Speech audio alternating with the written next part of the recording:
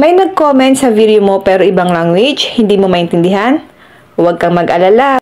Tuturuan kita kung paano mo siya maintindihan agad. Kapag nagpo-post tayo ng mga content, minsan may mga nagko-comment na galing sa ibang bansa. Siyempre, gusto natin maintindihan at masagot sila ng tama. Ang problema, ibang language yung gamit nila at hindi natin gets kung ano ibig sabihin.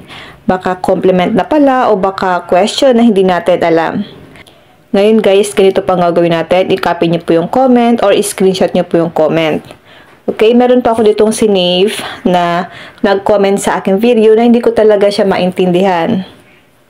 Ito po yung comment niya. So, ang gagawin nyo guys, i-screenshot nyo po or i-copy nyo po yung text na kinoment niya sa inyong video.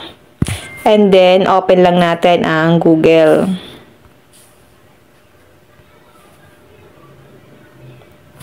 Tap lang natin itong picture dito kung nakasave po or na-copy nyo na po yung comment niya. Sa akin kasi guys, ini-screenshot ko. Tap lang natin. Then, tap natin itong translate sa baba. French pala guys yung kanyang sulat. Kaya talaga hindi ko talaga maintindihan kasi Pilipino tayo. Ito po. Ang nakalagay dito, French, then Filipino. Dahil po Filipino tayo, nagpadala sa iyo ng mensahe, say ganyan.